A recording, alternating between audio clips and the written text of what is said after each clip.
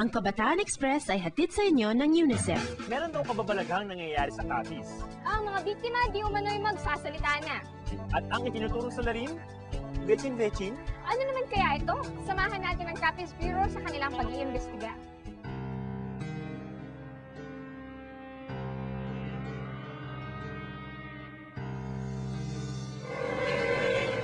Ilang araw nang nanghihina, nangingitim ang mga kuko at ilalim ng dila at walang ganang kumain ng binatang ito.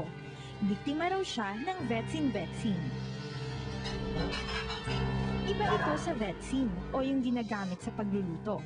Ang tinaguriang Vechin-Vechin o kirikig ay parang pulbos na di umano'y gawa sa pinaghalong dinurog na botelya, buto ng tao at akalalasong mga halaman. Pag kumain ka sa pagkain na may bitsin, hindi matutunaw. Tapos ang ilalabas mo yan, binabalot niyan parang mayroong bang labot-labot na ilabas mo. Pag inano mo yan, tinignan mo yan, malalabas mo talaga yung halimbawa kung spaghetti yung kinain mo, spaghetti rin ang lalabas sa'yo. Buong-buo yan, hindi yan matutunaw. Si Mang Wilson Bore ay nanggagamot ng mga na-Vechin-Vechin. Natutunan daw niya ang panggagamot sa mga ganitong kaso noong 1970 sa Camp Kapinpin sa Tanay Rizal. Ngayon ay isa na siyang guro at manggagamot dito sa Capiz. Ayon sa kanya, ang mga nagbe-Vechin-Vechin ay nagpapanggap na customers sa mga karinderya.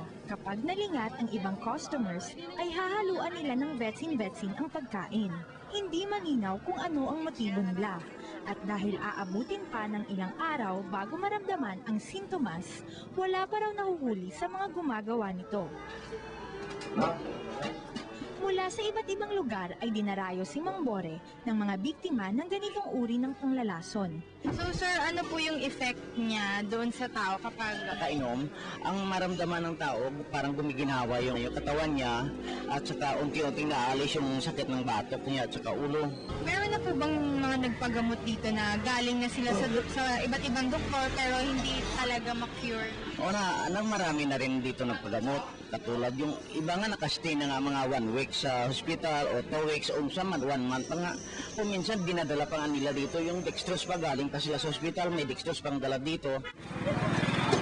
Ang mga biktima ay mula pa raw sa iba't ibang bahagi ng Western Visayas at may taga Metro Manila pa. Mayroon akong mga katulad yung mga SB, mga doktor din, mga nurse, mga retired nurse, retired teacher, dami na rin. Mga military pa nga eh. Katulad dun sa Boracay, pumupunta dito yung nagja-duty ng mga pulis doon, pumupunta pa nga dito sa akin para magpagamot ng ito. Isa si Nathaniel de Galas sa naniniwala sa Vechin-Vechin. Dahil lang raw sa pagkain niya ng isang donut, halos 6 na araw siyang nanghihina at hindi makatulog sa sakit ng ulo. Kumonsulta siya sa doktor at ininiksyonan siya ng mga pain reliever. Pero lalo siyang nanghina. Nakaramdam lang raw siya ng ginhawa noong ginamot siya ni Mang Bore. Nung nakainom na ako ng kanyang pinainom sa akin na gamot, saka sumuka ako, doon na after 15 minutes, nakapahinga na ako. Parang nawala lahat yung nararamdaman ko. Tapos nakatulog na ako. Halos ganoon din ang naging karanasan ni Mang Harry Dolfo. Na-ospital siya ng 2 linggo. Pakiramdam daw niya noon ay mamamatay na siya. Kasi malaking tao ko dati, 36 yung baywang ko eh. Ngayon, nung katapos ng bitsi ng labas ko sa ospital, 29 na lang. Tapos yung balat ko, pagka ginanon mo, akala mo t-shirt na lang na gano'n, no? Yung walang laman, balat, buto. Matapos gumastos ng 40,000 sa ospital ay nakalabas na siya. Sa pag-aakalang siya ay magaling na. Ngunit, makalipas ang 3 araw, nanghina siya ulit. Sa pagkakataong ito'y isang faith healer naman ang nilapitan niya at di raw siya nabigo. Yung sa faith healer na yon, when he asked 1,000 pesos, ay ang pakiramdam ko parang napaka very cheap, no? Kasi sa nararamdaman ko na mamamatay na ako, and then mapagaling niya pala ako sa halagang 1,000 lang. So binigyan ko pa nga siya ng bonus eh. Ano ba talaga ang mahiwagang sakit na ito? Upang mabigyang linaw ang issue, lumapit kami sa mga government doctors. Bagamat wala ay tila simpleng indigestion o gastroenteritis lang ang sakit ng mga pasyente. Sa mga pasyenteng galing sa ospital na napagaling ni Mang Bore, simple lang raw ang paliwanag. May mga gamot daw kasing nangangailangan ng panahon para gumaling ang pasyente.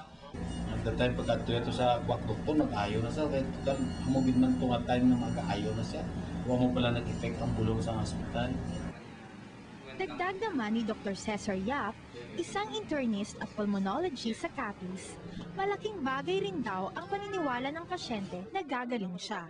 Kasi there are such things also as psychosomatic reactions. What the mind says, the body will obey, no? So it could be parang ganon. Kung food poisoning, indigestion, o gastroenteritis na nga ang nararanasan ng mga sinasabing biktima ng vetsin-vetsin, paano maipapaliwanag ang ibang sintomas? Kasi pag nangingitim yung fingertips and the underneath the tongue, it is a sign na yung oxygen level ng body is mababa, no? Cyanosis yung tawag natin dyan. So pag na-cyanosis, marami din namang possibilities na probable causes. Like for example, may lung problem yung patient, may heart problem, or mayroong acute condition na kukos niyan. Like for example, na ano siya, na asphyxiated siya, yung sinasakal na hindi nakakahinga.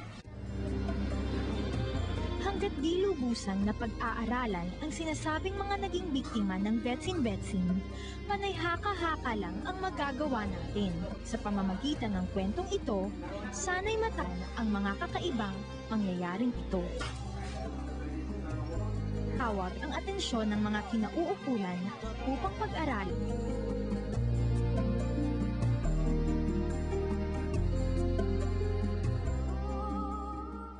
Ang Kabataan Express ay hatid sa inyo ng UNICEF.